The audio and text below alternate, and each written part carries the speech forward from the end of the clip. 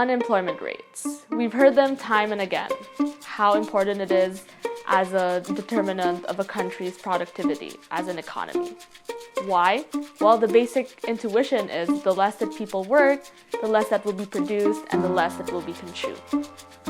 Governments, corporations, hedge funds, and even your local grocery store care a lot about this single figure because it determines both supply and demand. We hoard on it every year and are quick to claim that this was the best year for job creation ever.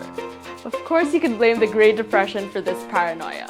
The number crunching is only the beginning of this mess of a concept.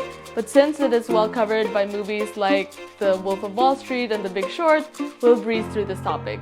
Keep it handy because it'll be helpful as we tread along. This month, our turn will be focusing on something a little closer to home, a topic almost specific to young people, and that is underemployment. But before we get into the nitty-gritty definitions, let me set the stage for you. The actors, well, they're like you and me, many of which are in the front lines of corporations, nonprofit organizations, and even your local coffee shop, working less than their real capacity because they need a living wage that almost any job available would provide for them. At this point, we've all been there. Unpaid internships for experience and uninspiring desk jobs just to pay the rent. All of this silently contributing to the growing trend of unreliable employment in the last 2 decades.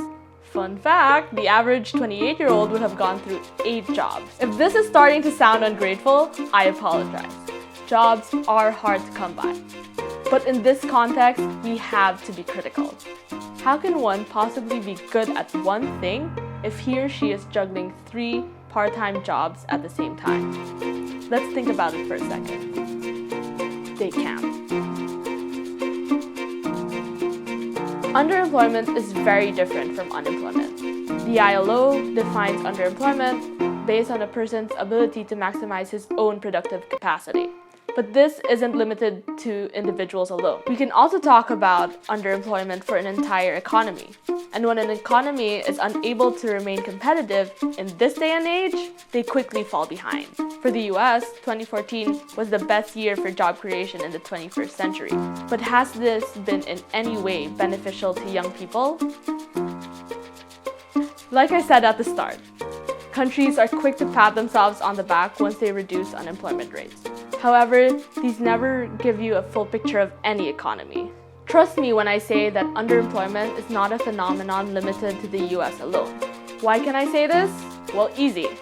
Calling to change your cell phone service or change your flight to the West Coast, and I almost guarantee that you will not reach a person within the territory of the US.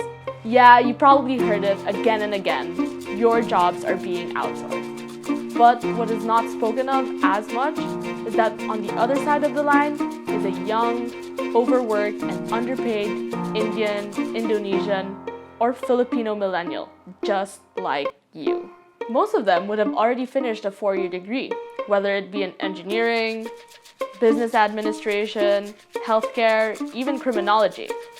Yet they take an active choice to defer positions in their own profession for the quote-unquote high-paying jobs of the call center agencies. This instead of pursuing careers in their own profession, the ones that they actually studied for. Why do we do this?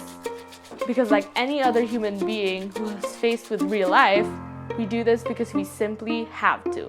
Whether you work in the US or in the Philippines, at the end of the day, after going through the uncertainty and struggle of 4 extra years of higher education, we are not able to pursue the things that matter to us the most.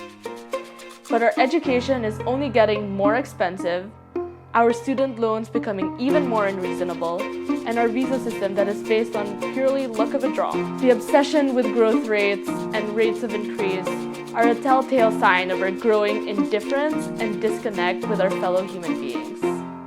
When we are able to contribute to society to the best of our abilities, then everyone benefits. Why does the system perpetuate this? What are we building? A career or an unending cycle of underemployment? What can we do about this?